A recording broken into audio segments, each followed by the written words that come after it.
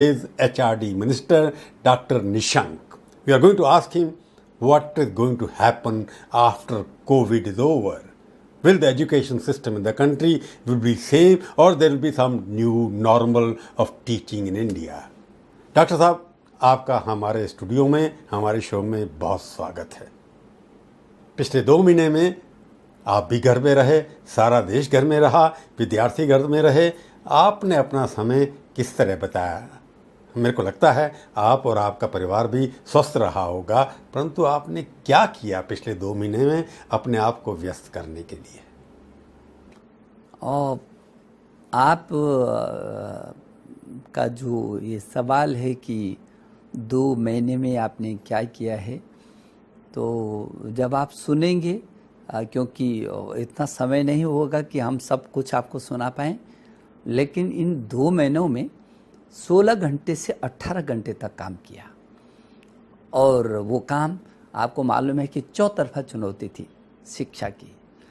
छात्र अपने कोई हॉस्टलों में थे, कोई रास्तों में थे, स्कूलों की अलग परिस्थिति थी। और जैसे मैंने कहा कि इतना बड़ा तंत्र इस शिक्षा का है, तो जो बच्चे जो हॉस्टलों में थे उसको सुरक्षित कैसे करके पहुंचाया जा सके। अब जैसे हमारा नवोदय विद्यालय है, अब नवोदय विद्यालय में 20% जो छात्र होते हैं वो देश के विभिन्न कोणों के होते हैं। जैसे हमारा पिथौरागढ़ में कहाँ का केरल का छात्र था, अब ऐसे 3-3.5 हजार छात्रों को उन स्थानों से हजारों किलोमीटर की दूरी पार करके उनके घर तक सुरक्षित छोड़ना। और जो हॉस्टल में हमारे चाहे आईआईटी के हैं, चाहे एनआईटी के हैं, चाहे विश्वविद्यालयों के, विभिन्न संस्थानों के जो बच्चे जो हॉस्टल में रहते हैं उनको किस तरीके से सुरक्षा प्रदान कर सकते हैं, किस तरीके से उनके साथ ताकि उनका मनोबल भी गिरे नहीं और वो स्वस्थ भी रहें, और ज़रूरत पड़ती है कि यदि वो घर तक पहुंचाने का तो उसको पहुंचा भी सकें। इधर परीक्षाओं की तिथि, इधर चाहे वो प्रतियोगी परीक्षाएं हों और चाहे ये एडमिशन वाली हों, चाहे वो क्लासेस की परीक्षाएं हों, तो मुझे लगता है कि हर दिन शायद ही कोई दिन गया होगा जिस दिन हम 2-4 बड़े निर्णय नहीं लेने पड़े और फिर उनको क्रियान्वित करने के लिए रात भर मानव संसाधन विकास मंत्रालय की पूरी टीम न जुटी हो। अभी हमने इन 2 महीनों में इस देश के 33 करोड़ छात्र छात्राओं से सीधे संवाद किया। इन 2 महीनों में 1 करोड़ से भी अधिक अध्यापकों से सीधा संवाद किया। इन 2 महीनों में अभिभावकों से, जो 33 करोड़ छात्र छात्र हैं, यदि उनके माता पिता को भी लगा दिया तो 66 करोड़ होते हैं और बच्चे सहित तो 99 करोड़ हो जाते हैं। इनसे सीधा अभिभावकों से संवाद किया। हम लोगों ने राज्यों के शिक्षा मंत्रियों से रेगुलर संवाद किया, शिक्षा सचिवों से, शिक्षा निदेशकों से, हर स्तर पर लगातार जहाँ संवाद किया वहाँ उच्च शिक्षा में, तकनीकी शिक्षा में, स्कूली शिक्षा में कहाँ क्या निर्णय लिए जाने हैं, क्रियान्वित करना है, घंटों के हिसाब से क्रियान्वित करना है। तो आपको जानकर के खुशी होगी कि हमारी पूरी टीम 15-15, 16-16 घंटों तक काम करती रही है, लेकिन बहुत मस्ती के साथ सब लोगों ने बहुत अच्छे तरीके से काम किया है।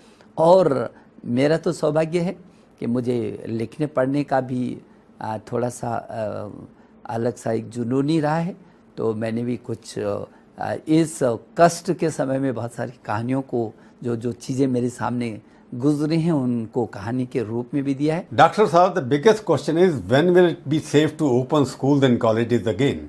स्कूल विधिवत कब खुलेंगे ये तो इनकी परिस्थितियों पर निर्भर करेगा, लेकिन जब भी स्कूलों को हम खोलेंगे निश्चित रूप में राज्य की सहमति पर भी खोलेंगे, राज्य के साथ मीटिंग करेंगे, हम गृह मंत्रालय के साथ चर्चा करेंगे, परामर्श लेंगे, उनका मार्गदर्शन लेंगे और हम स्वास्थ्य विभाग के नियमों का पालन करेंगे। इन तीनों चीज़ों को करके फिर हम स्कूल खोलेंगे। लेकिन हमारे सामने सबसे महत्वपूर्ण है बच्चे की, छात्र छात्रा की सुरक्षा। पहला है सुरक्षा, उसके बाद है शिक्षा। तो सुरक्षा के बाद फिर हम शिक्षा से जोड़ेंगे स्कूलों खोलने की बात करेंगे। लेकिन जैसे जैसे परिस्थितियाँ होंगी और विभिन्न प्रदेशों की अपने अपने प्रकार की परिस्थितियाँ हैं, उनके साथ परामर्श करने के बाद ही ये हम लोग आगे का निर्णय लेंगे। If new normal is going to happen, the online teaching becomes part of the system now. Don't you think rural students will be at disadvantage because rural connectivity in this country is very poor and they cannot reach out to net connectivity, they don't have the instruments, they don't have the smartphones, they don't have iPads. How will you solve that problem? मुझे इस बात की संतुष्टि है कि इन बहुत कठिन परिस्थितियों में, जबकि अभिभावक को लग रहा था कि अब क्या होगा, बच्चे का वर्ष खराब हो गया और घर में रह रह करके कैसी परिस्थिति पैदा हो जाएगी छात्र छात्रा की, तो स्वाभाविक है कि छात्र छात्रा को भी चिंता थी और वो मानसिक रूप से बहुत दबाव महसूस कर रहा था और अभिभावक भी तनाव में था। हमने उस दबाव, उस तनाव को दूर किया है और ऑनलाइन शिक्षा हमने जो भी हमारे सामर्थ्य थी और जिस सीमा तक हम कर सकते थे, रात दिन जुट करके मानव संसाधन विकास मंत्रालय के अधिकारी, कर्मचारी, अध्यापकगण, सभी लोगों ने एकजुट, जितने भी हमारी संस्थाएं हैं, सभी लोगों ने एकजुट होकर के रात दिन खप करके वो पाठ्यक्रम को कहीं ना कहीं बच्चों तक पहुंचाने की कोशिश की ऑनलाइन। तो आपका ये कहना कि ऑनलाइन क्या इसकी ज़रूरत भविष्य में बन जाएगी, तो स्वाभाविक ही है, बच्चा घर पर है, वो बाहर घूम भी नहीं सकता, इधर उधर जा भी नहीं सकता, तो उसको जो वर्तमान परिस्थितियाँ दिखती हैं, वो वर्तमान परिस्थितियों से लगता है कि आगे तक हम अध्यापक गण की मदद से उसको ऑनलाइन शिक्षा, उसके पाठ्यक्रम को उस तक कैसे पहुंचा सकते हैं। ये भविष्य में भी जब तक ये परिस्थितियाँ शांत नहीं होती हैं, परिस्थितियाँ ये बदलती नहीं हैं, अच्छी नहीं हो जाती, तब तक तो ये करना पड़ेगा। लेकिन आपका जो ये कहना है कि जो ग्रामीण क्षेत्र का बच्चा है उस तक हम लोग कैसे पहुँचेंगे, मेरी भी चिंता है, मेरे प्रधानमंत्री जी की चिंता है। प्रधानमंत्री जी हमेशा से कहते रहे हैं, अंतिम छोर पर बैठे रहने वाला बच्चा वो शिक्षा से वंचित नहीं रहना चाहिए, और इसीलिए ये जो ऑनलाइन शिक्षा की दिशा में वो बार बार हमारा मार्गदर्शन भी करते हैं। हमने स्वयं पोर्टल पर लगभग 80,000 से 1 लाख तक कंटेंट हमारे पास पाठ्य सामग्री है। हमारे पास दीक्षा पोर्टल के अलावा ई पाठशाला है और इन पर सीबीएसई की सारी पुस्तकें और जो एनसीईआरटी की पुस्तकें और सीबीएसई का पूरा कोर्स, इन पर कई भाषाओं में, लगभग 15 भाषाओं में उपलब्ध है हमारे पास स्वयं है, हमारे पास स्वयं प्रभा है। अब जिन छात्रों के पास ना नेट है, नेट की सुविधा उपलब्ध नहीं है और स्मार्ट टेलीफोन नहीं है, उन तक पहुंचने के लिए हम ये जो 24 घंटे ये 32 चैनल चलेंगे हमारे स्वयं प्रभा के, उन स्वयं प्रभा के 32 चैनल को हम एक क्लास को एक चैनल देख करके 24 घंटे उसको चलाएंगे। डीटीएच पर होगा और उसको डिश टीवी के अलावा टाटा स्काई पर देंगे और भी चैनलों से लगातार हमारी बातचीत चल रही। 3-4 चैनलों पर तो निश्चित हो गया, लेकिन हमारी जो लक्ष्य है वो अंतिम बच्चे तक पहुंचने का है और उसके लिए अभी हमने एक कमेटी भी गठित की है। स्कूली शिक्षा के सचिव अनीता ने कमेटी गठित करके ये संभावनाओं को सभी प्रदेशों से बातचीत करके कि कितने प्रतिशत बच्चे ऐसे हैं जिन तक ये पहुंच नहीं है और उनके लिए फिर क्या क्या उनके प्रदेशों में किस आधार पर वो उस बच्चे तक पहुंचेंगे, वो भी अपने सुझाव देंगे। तो एक कमेटी का गठन किया, उसकी रिपोर्ट भी आएगी, लेकिन हम चुप नहीं बैठे हुए हैं। उस बच्चे तक पहुंचने के, चाहे रेडियो के माध्यम से पहुंचेंगे, टीवी के माध्यम से पहुंचेंगे, भिन्न भिन्न और भी माध्यम कैसे करके वो अंतिम छोर पर बैठे रहने वाले बच्चों तक पहुंचेंगे और हम इसमें सफल होंगे। I'll try to stop here, Dr. Saab. When the colleges and institutes are open, formally, whenever they are open, do you think the educational teaching procedures will be same? It will be the same normal, teachers coming to school, colleges, going to the classes, giving lectures, or there will be much more online teaching as part of the Indian teaching system? अभी school में तो आपको मालूम है कि CBSE जो board की कुछ परीक्षाएं रह गई थी, उन शेष परीक्षाओं को 1 जुलाई से और 15 जुलाई तक केवल 29 पेपर हैं, उनको करने का तिथि घोषित हो रखी है। और उसमें भी बहुत कठिन, यदि कहीं रेड जोन होगा तो उस पर भी विचार करेंगे। लेकिन ये जो 1 जुलाई से और 15 जुलाई तक जो परीक्षा है सीबीएसई बोर्ड की, उसमें भी ये सुविधा दी है कि जहां 5000 केंद्र होते थे परीक्षा के, अब वो उन केंद्रों में बच्चे को जाने की ज़रूरत नहीं, जो स्कूल उसका है उसी स्कूल में वो अपनी परीक्षा देगा। तो एक सुविधा तो ये होगी, वो तनाव मुक्त रहेगा। हाँ, उसको अपने स्कूल में परीक्षा देनी होगी। दूसरा, जब ये हमने घोषणा की थी तो उसके बाद काफ़ी अभिभावकों के और बच्चों के मेरे पास संदेश आए।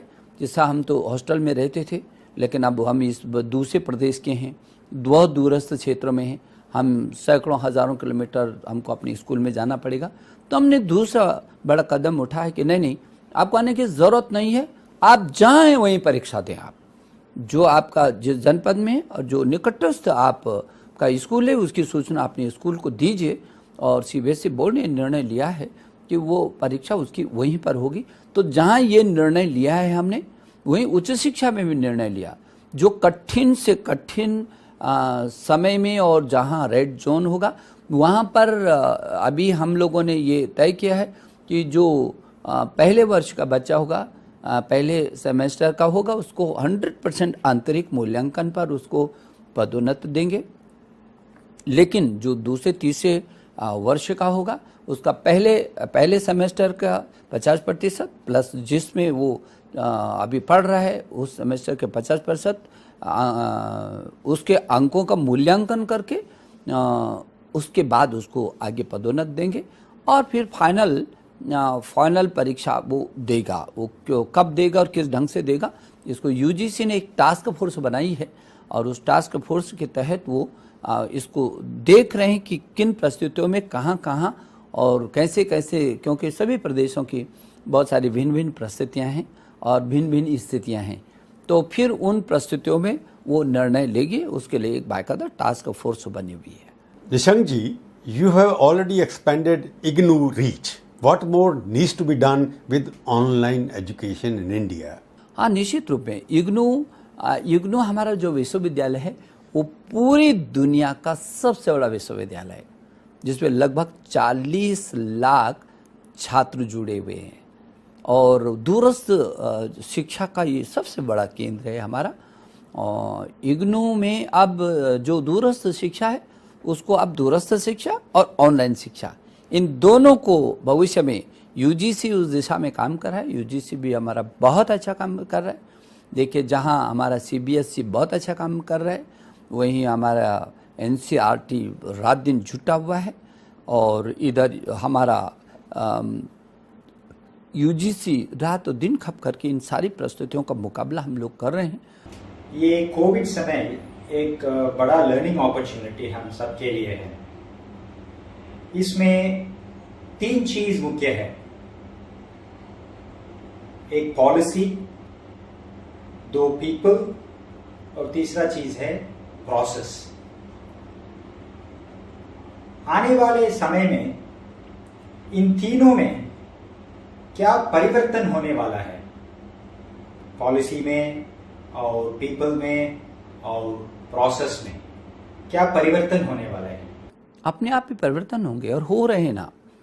परिस्थितियां नीति भी बनाती हैं और नियम भी बनाती हैं और उसको क्रियान्वित भी कराती हैं। अभी आपने देखा कि अचानक पूरा देश, पूरी दुनिया जिस महासंकट से होकर के गुजरी है, तो सब रास्ते निकले हैं और शिक्षा का भी ये रास्ता निकला कि हम लोगों ने बच्चों को पढ़ाना, घर ही पर पढ़ाना शुरू किया, ऑनलाइन पढ़ाना शुरू किया।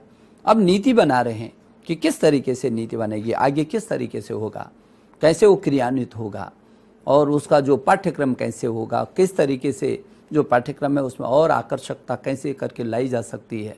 तो ये सब नीति भी बनेंगी, नियम भी बनेंगे और उसका क्रियान्वयन भी होगा, लेकिन होगा। Sir, is the government thinking of a private-public partnership when it comes to using apps to help students? देखिए, जहाँ तक बात है कि जो निजी ऐप का, और जैसे मैंने अभी कहा कि सभी संस्थाओं को हमने निवेदन किया है कि वो क्या मदद कर सकते हैं, लेकिन हाँ, हम केवल इसी पर निर्भर नहीं हैं। हम केवल जो हमारा सरकारी तंत्र से हमको तत्काल तैयार करना है डिजिटल सामग्री, केवल हम उसी पर निर्भर नहीं हैं। हम मार्केट में जो भी श्रेष्ठ होगा, जो भी कंपनियों के द्वारा, संस्थाओं के द्वारा, लोगों के द्वारा, शिक्षकों के द्वारा, शिक्षाविदों के द्वारा जो भी उत्कृष्ट सामग्री जिसको हम अपने बच्चों को दे सकते हैं अत्याधुनिक तरीके से, हम निश्चित रूप में उसको लेकर के आगे बढ़ेंगे। और जो आपने कहा कि हमने बच्चों के हर कदम पर मदद की है, अभी आपको तो मालूम है कि हमने विभिन्न ऐप वो किए हैं, और अभी जो स्वास्थ्य मंत्रालय ने आरोग्य सेतु ऐप लोगों की सुरक्षा के लिए किया है, छात्रों की सुरक्षा के लिए किया है, जिनमें हमने भी निवेदन किया था कि अपनी सुरक्षा के लिए आरोग्य सेतु को अपने टेलीफोन पर डाउनलोड करिए। और अभी आपको मालूम है कि अभी नेशनल टेस्ट अभ्यास ऐप, जब हम लोगों ने नीट और जेईई की परीक्षाओं की तिथियां घोषित की थी, उसको अनिश्चितता जो बच्चों में थी, छात्रों में थी, उसको ख़त्म किया था, दूर किया था, तिथि घोषित कर दी थी कि जो जेईई की परीक्षा होगी वो 18 जुलाई से और 23 जुलाई के बीच होगी, और जो नीट की परीक्षा होगी वो 26 जुलाई को होगी, यह हम लोगों ने बताया था। तो फिर छात्रों का मेरे पास मेल आए, मेरे ट्विटर पर संदेश आए, ये तो बहुत अच्छा हो गया, लेकिन हम घरों से बाहर नहीं जा सकते और जो कोचिंग सेंटर है वहाँ तक हम तैयारी नहीं कर सकते। तो हम लोगों ने फिर उनके लिए भी रास्ता निकाला, और हमने कहा आपको चिंता करने की ज़रूरत नहीं है। हमने एक नेशनल टेस्ट अभ्यास ऐप निकाला, और एनटीए ने उसमें बहुत मेहनत की, और ऐसा ऐप जिस पे संपूर्ण आप पढ़ाई कर सकते हैं, तैयारी कर सकते हैं, और तैयारी ही नहीं कर सकते, अपना स्वतः मूल्यांकन भी कर सकते हैं। आपको ये जानकर के खुशी होगी कि कल तक 6,50,000 छात्रों ने अपना वो जो नेशनल टेस्ट अभ्यास ऐप है उसको अपने टेलीफोन पर जो है डाउनलोड किया, और लगभग 4.5 लाख से अधिक लोगों ने उस पर अभ्यास कर दिया और अपने स्वयं की परीक्षा भी ले ली है। अभी तक मुझे लगता है जो उसमें टेस्ट दे चुके हैं बच्चे वो 11,21,000, ये 11,21,000 बच्चे उस ऐप में स्वयं टेस्ट दे चुके हैं, अपने आप ही टेस्ट दे रहे हैं। तो मुझे ऐसा लगता है कि हम लोग बिल्कुल छात्र के साथ जुड़े हुए हैं, उसका मनोबल गिरने नहीं देंगे, और छात्रों को हमने कहा कि मस्ती के साथ वो अध्ययन करें जितना उनको मिल रहा है, और बिना किसी मानसिक दबाव के वो उसको पढ़ें, लिखें, वो अपनी तैयारी करें। पुरातन ज्ञान और नूतन टेक्नोलॉजी ये दोनों साथ साथ चलने वाले हैं, इसीलिए नया एजुकेशन पॉलिसी में कौन सी चुनौतियां आएंगे और उनका सॉल्यूशंस नया एजुकेशन पॉलिसी में क्या क्या है। नहीं, अच्छा है आपने कहा कि पुराना जो ज्ञान है और जो नई तकनीकी है, इन दोनों का मिश्रण हमारे राष्ट्र को शिखर पर पहुंचा सकता है। आपको मालूम है कि पुराना विज्ञान वो कौन सा विज्ञान और ज्ञान है। हमारा सुश्रुत शल्य चिकित्सा का जनक वो भारत की धरती पर पैदा हुआ है। चरक जो आयुर्वेदा आयुर्वेद को बोलने वाले, उसको चरक संहिता वो भारत की धरती पर हुआ है। आर्यभट्ट ये भारत की धरती पर हुआ है। भास्कराचार्य ये भारत की धरती पर हुए हैं। मैं यदि इस श्रृंखला में लंबा नाम लेता जाऊं तो आपको लगेगा कि कितनी बड़ी श्रृंखला है। हमारे जो वैज्ञानिक थे जिन्होंने किस तरीके के सूत्र दिए थे, आज जिन सूत्रों पर दुनिया शोध अनुसंधान करके शिखर पर पहुंच रही है, हमारे पास वो थी आज भी है, और हम उसको लेकर के नए अनुसंधान के साथ, नए विज्ञान के साथ जोड़ करके उस ज्ञान को और प्रौद्योगिकी के साथ जोड़ करके हम बहुत तेजी से करने वाले हैं। और जो ये नई शिक्षा नीति है उसमें भी इसका समावेश हम लोग कर रहे हैं। Sir, there is some kind of a worry among the students and their parents. Will the national exams for engineering, medical, and law colleges be on time? And will the session begin on time so that they can complete their education within the current academic year? देखिए, वो मैं पहले कह चुका हूँ आपको कि जितने भी परीक्षाएं हैं वो परीक्षाएं जो तिथियां घोषित भी की हैं, उन तिथि घोषित के समय में भी जहां विषम परिस्थिति होगी वहां समय के अनुसार निर्णय लेंगे। अभी तक भी परिस्थितियां जन्य हम लोगों ने निर्णय लिए हैं, क्योंकि हमने पहले ही कहा कि वो जो छात्र है उसके जीवन की रक्षा हमारी पहली प्राथमिकता है, चाहे अभिभावक की हो चाहे हमारी हो। वो राष्ट्र की पूंजी है और वो राष्ट्र का भविष्य है, इसलिए बच्चे पर हमारा ज़्यादा ध्यान केंद्रित है, छात्र छात्राओं पर ज़्यादा ध्यान केंद्रित है। उनका वर्ष भी खराब ना हो और लेकिन उसकी सुरक्षा भी हो, उसकी सुरक्षा की कीमत पर हम कुछ नहीं कर सकते। डॉक्टर साहब, आपने एक बात कही कि आप ऐसे भारत के अंदर शिक्षा संस्थान खड़ा करना चाहते हैं जिससे भारत के विद्यार्थी विदेशों में पढ़ने के लिए नहीं जाएं। लगभग 80,000 करोड़ रुपए की विदेशी मुद्रा हमारे देश से भारतीय ले जाते हैं अपने बच्चों को पढ़ाने के लिए। उसमें आप कितने सफल होंगे, कब होंगे, इसका कोई परिणाम आपके सामने है या इसका कोई मापदंड आपके सामने है? हाँ, बहुत अच्छा सवाल है आपका।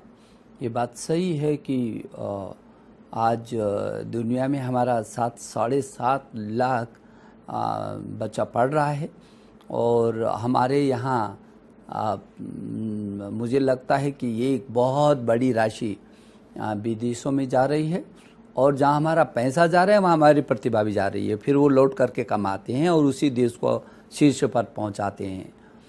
तो मैं समझता हूँ ये बहुत अच्छा अवसर है, क्योंकि यदि आप देखें तो हमारे देश में शिक्षा का बड़ा व्याप है। दुनिया का सबसे बड़ा लोकतांत्रिक देश है। यहाँ 1,000 विश्वविद्यालय हैं, 45,000 डिग्री कॉलेज हैं, 16 लाख स्कूल हैं, यहाँ 1 करोड़ 8 लाख के करीब अध्यापक हैं और 33.5 करोड़ जो कई देशों की इतनी जनसंख्या नहीं होगी मिल करके, छोटे छोटे तो कई देश समझ आते हैं, तो 33.5 करोड़ छात्र और छात्राएं हैं इस देश में। और इसलिए मैं ये समझता हूँ कि बाहर जो लोग जा रहे हैं उनको भी यहाँ पर बहुत अच्छा प्रवेश मिलेगा। हमने हमारे प्रधानमंत्री जी ने कहा कि ये लक्ष्य होना चाहिए कि पूरी दुनिया का छात्र हमारे पास आकर के पढ़ सके। हमारा इस तरह ऐसा होना चाहिए और हमारा अध्यापक दुनिया को जाकर के पढ़ा सके, और हम उस रास्ते पर हैं। और इसलिए आपको खुशी होगी ये जान करके कि अभी आसियान देशों के 1,000 से भी अधिक छात्र हमारे IIT में शोध के लिए आ रहे हैं, अनुसंधान के लिए आ रहे हैं। हमारा विदेश मंत्रालय के साथ और उन देशों के मंत्रालयों के साथ अनुबंध भी हो गया। हमने स्टडी इन इंडिया के तहत हमको भारत को आओ और पढ़ो, भारत में पढ़ो। अभी तक 50,000 से भी अधिक नामांकन हो गए हैं। ये और तेज़ी से बढ़ाएंगे हम लोगों ने स्पार्क करके जो पारस्परिक दुनिया के शीर्ष 127 विश्वविद्यालयों के साथ हमारे छात्र पारस्परिक अनुसंधान कर रहे हैं। हमारे पास स्ट्राइड है, अंतर विषय शोध कर रहे हैं। हमारे पास इम्प्रिंट है, इम्प्रेस है। हम विभिन्न क्षेत्रों में शोध और अनुसंधान कर रहे हैं। हमारे IITs आज पूरी दुनिया के शिखर पर हैं। हमारे IIM हो, IITs हो, IIITs हो, हमारे आईसर हों, हमारे इंजीनियरिंग के क्षेत्र में विविध बड़े बड़े संस्थान हैं। ऐसे संस्थान हैं जहाँ से निकल कर के दुनिया के शीर्ष संस्थाओं में हमारे यहाँ के छात्र वहाँ लीडरशिप दे रहे हैं, CEO बनकर के पूरी दुनिया की शीर्ष संस्थाओं को चला रहे हैं। इसका मतलब ये है कि हमारे संस्थानों में पूरी ताकत है, क्षमता है, उत्कृष्टता है। और अभी IOE के हमारे 20 शीर्ष संस्थान जो 10 सार्वजनिक क्षेत्र के और 10 सरकारी क्षेत्र के ऐसे श्रेष्ठतम संस्थानों को जो विश्व के फलक पर आएंगे, ऐसे हम लोगों ने उनको चिन्हित किया है। और अब तो वैसे भी दुनिया का छात्र इधर आने के लिए तैयार बैठा हुआ है। जो छात्र अभी बाहर जाने वाले थे, जिनका रजिस्ट्रेशन हुआ था, उनका अभिभावकों का, छात्रों का लगातार अब संदेश आ रहा है, हम पर दबाव आ रहा है कि साहब आप जेईई की दोबारा परीक्षा करवाइए। एजुकेशन पॉलिसी में अभी नॉर्म्स एंड स्टैंडर्ड्स में फिजिकल इंफ्रास्ट्रक्चर पर जोर है, लेकिन कोविड के बाद डिजिटल इंफ्रास्ट्रक्चर का इंपॉर्टेंस ज्यादा होना चाहिए।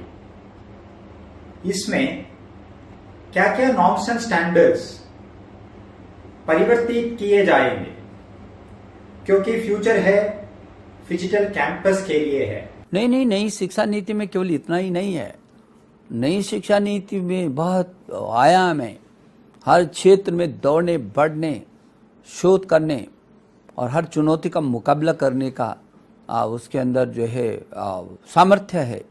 और जो आप कह रहे हैं कि कोविड के बाद जो है ये भी सब कुछ उसमें है। नई शिक्षा नीति में तो हर चुनौती का मुकाबला किस तरीके से हो सकता है, लेकिन हाँ, जो नई शिक्षा नीति आ रही है और जो परिस्थितियाँ बनी हैं, इसने एक चीज़ हमको ये सिखाई है कि ऑनलाइन एजुकेशन ये बहुत ज़रूरी है और इसलिए हम उस पर पूरा ध्यान केंद्रित भी कर रहे हैं। लोगों का आरोप ये भी है कि हम एलिटिस्ट इंस्टीट्यूशन के ऊपर हज़ारों करोड़ रुपए खर्च कर रहे हैं।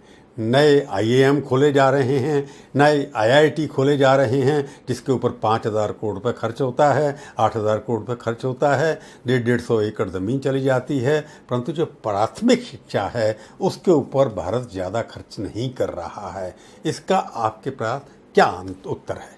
बुनियादी शिक्षा की आप बात करेंगे और कमियों की बात करेंगे तो मुझे लगता है ये अवसर भी नहीं है। उसके लिए अभी हम नई शिक्षा नीति ला रहे हैं। जो कमियां रही हैं, आखिर आपको तो पता है कि ये देश कभी विश्वगुरु रहा है। तक्षशिला और नालंदा जैसे विश्वविद्यालय इस देश के अंदर थे, जहाँ सारी दुनिया के लोग ज्ञान, विज्ञान और अनुसंधान के लिए आते थे। हम ज्ञान में, विज्ञान में, अनुसंधान में कहीं भी तो पीछे नहीं थे। समय, परिस्थितियों की थपेड़ों ने, सैकड़ों वर्षों की गुलामी ने हमको उससे बहुत हमारी जड़ों को ख़त्म किया। वो हमारा जो ज्ञान था, विज्ञान था, उससे हमको दूर किया। लेकिन अब हम अपने देश की आज़ादी के क्षणों में, दिनों में अपने स्वाभिमान और सम्मान के साथ जी रहे हैं। और फिर नरेंद्र मोदी जी जैसा नेतृत्व इस देश को मिला है, जिस पर सारी दुनिया की आशा भरी निगाहें हैं और जो रात दिन खप करके इस पीढ़ी को तराशने के लिए लगे हैं और जिनके मन में है कि नए भारत के निर्माण करना है। ऐसा भारत जो भारत सशक्त भारत हो, जो स्वच्छ भारत हो, जो स्वस्थ भारत हो और जो श्रेष्ठ भारत हो और एक भारत हो। और उसके लिए उन्होंने हमको सूत्र में मंत्र भी दिए हैं कि make in India, digital India, skill India, startup और स्टैंड अप। ये है रास्ते जो दुनिया के शिखर पर पहुंचने के हैं। मुझे भरोसा है कि हम अपने कौशल को विकसित करेंगे। हमें प्रतिभा की कमी नहीं है और मिशन और विजन की भी कमी नहीं है। हम इसका उपयोग करेंगे और निश्चित रूप में हम नए भारत के निर्माण की दिशा में, जो आप कह रहे हैं, जो नई शिक्षा नीति आ रही है, जो ज्ञान, विज्ञान और अनुसंधान और प्रौद्योगिकी के क्षेत्र में शिखर पर पहुंचने के लिए एक बहुत बड़ा आधार बनेगा। उस नई शिक्षा नीति को लेकर के आ रहे हैं, जिसमें आप सब लोगों के बहुत सारे सुझाव मिले और मुझे लगता है ये दुनिया का सबसे बड़ा व्यापक परामर्श हुआ होगा। Thank you, Nishank ji. You participated in our discussion. You have answered all the questions. Thank you very much. आप हमारे स्टूडियो में आए, आपका बहुत बहुत शुक्रिया.